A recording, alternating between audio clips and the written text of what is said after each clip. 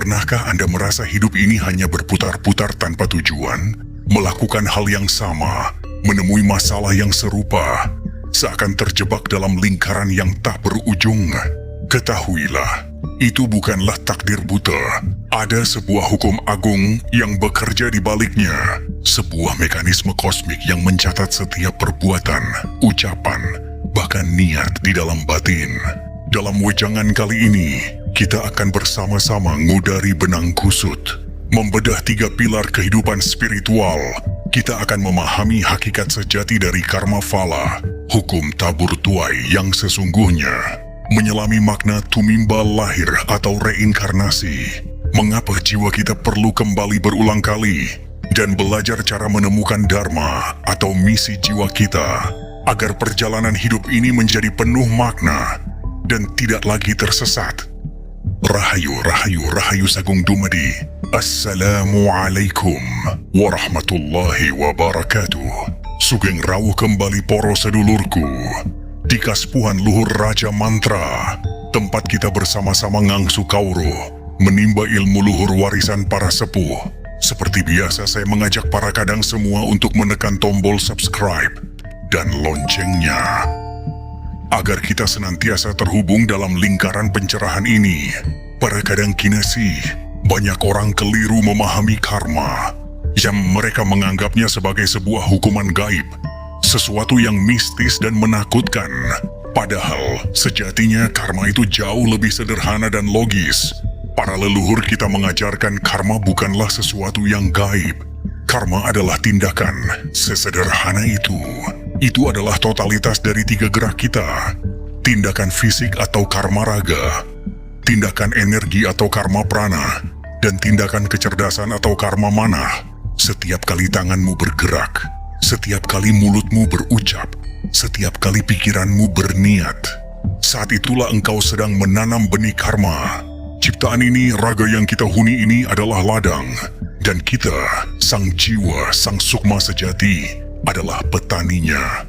Kita diberi hidup oleh Gusti Ingkang Murbeng Dumadi, sang pencipta kehidupan, agar kita bisa mengolah ladang ini.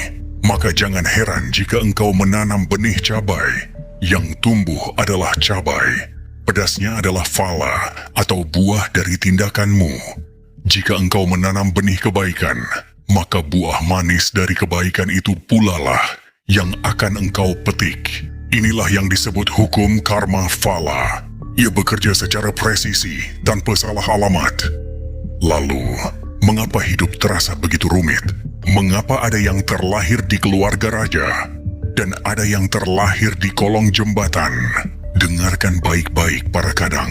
Buah-buah karma yang kita tanam dari setiap tindakan itu ibarat lembar-lembar saham spiritual. Setiap perbuatan baik adalah saham unggul yang kita kumpulkan. Setiap perbuatan buruk adalah saham merugi yang membebani portofolio jiwa kita. Kualitas hidup kita saat ini, tubuh yang kita kenakan, keluarga tempat kita dilahirkan, lingkungan yang kita tempati, semua itu adalah perusahaan yang kita beli dengan kumpulan saham dari kehidupan-kehidupan kita yang lampau. Tidak ada yang kebetulan. Gusti tidak sedang menghukum atau menganak-emaskan. Ia hanya memberikan kendaraan yang sesuai dengan SIM atau surat izin mengemudi spiritual yang kita miliki.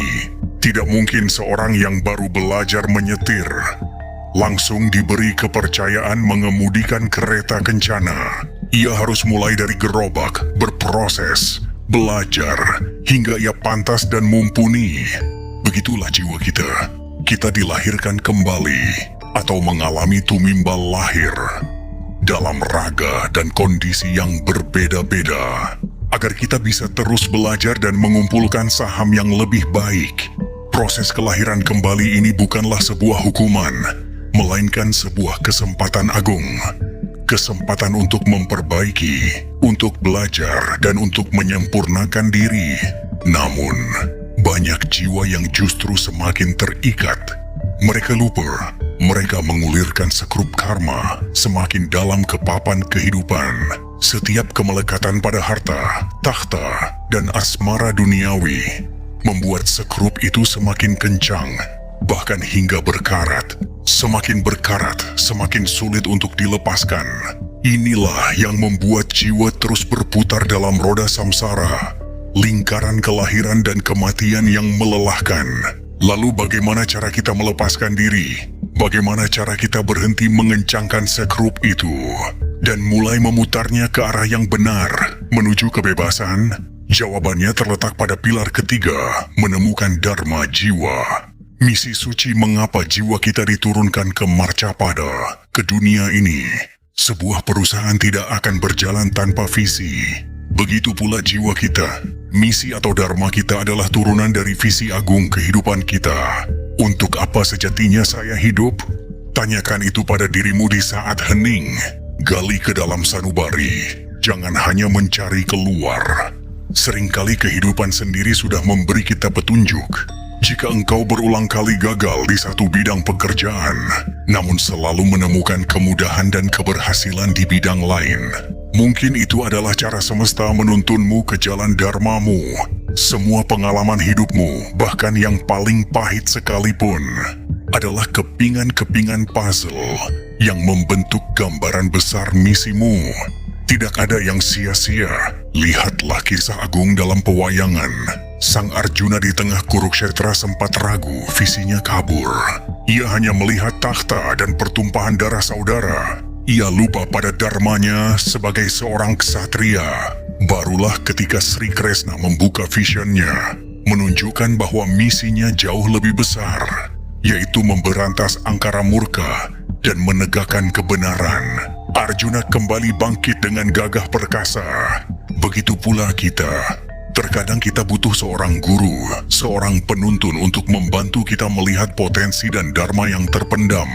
Namun, banyak juga jiwa-jiwa tua yang sudah tahu jalan pulangnya. Mereka belajar secara otodidak dituntun oleh suara batinnya sendiri. Lalu, apa penanda bahwa kita sudah berjalan di atas rel dharma kita? Penandanya bukanlah harta yang melimpah, bukan pula pujian dari orang lain. Penanda utamanya hanya satu, kebahagiaan sejati. Sedulurku, apakah engkau ingin kebahagiaan sejati datang di hidupmu? Sampai mana kau mengenal dharmamu? Coba ceritakan di komentar agar sedulur lain bisa belajar dan memaknai dari pengalamanmu. Nah sedulur, kebahagiaan yang muncul dari dalam. Kebahagiaan saat memberi, bukan saat menerima. Inilah yang disebut oleh para bijak sebagai niskama karma. Bertindak tanpa pamrih, tanpa terikat pada hasil. Seperti matahari yang terus bersinar, tanpa peduli apakah manusia berterima kasih atau mencelanya. Seperti seorang ibu yang mencintai anaknya tanpa syarat. Ketika engkau melakukan sesuatu dan merasakan kebahagiaan yang murni dari tindakan itu sendiri, saat itulah engkau sedang menjalankan dharmamu.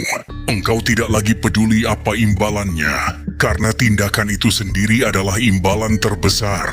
Maka renungkanlah ini, para kadang kinasi. Visi dan misi tertinggi dari setiap makhluk yang bernapas di bumi ini pada hakikatnya adalah satu, berbakti pada kehidupan yang telah memberinya hidup.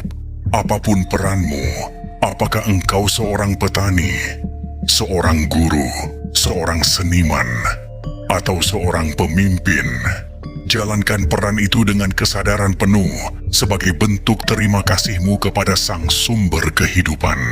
Berikan yang terbaik, bukan untuk mencari nama atau harta, tetapi sebagai wujud pengabdianmu.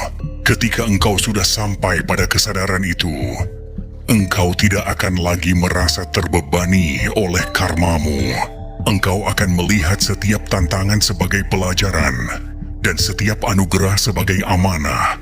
Perlahan, tapi pasti, sekrup karma yang berkarat itu akan mulai terlepas. Jiwamu akan terus naik, mengulir ke atas, hingga suatu saat nanti, engkau akan mencapai kebebasan sejati, kembali menyatu dengan sang asal yang disebut moksa. Semoga wejangan singkat ini dapat menjadi setitik cahaya dalam perjalanan spiritual kita semua. Jangan pernah lelah untuk belajar dan mengenali diri sejati. Semoga sedulur semua diberi kelancaran dalam hal apapun. Terima kasih telah menyimak sampai akhir. Rahayu, rahayu, rahayu Sagong Dumadi. Wassalamualaikum warahmatullahi wabarakatuh.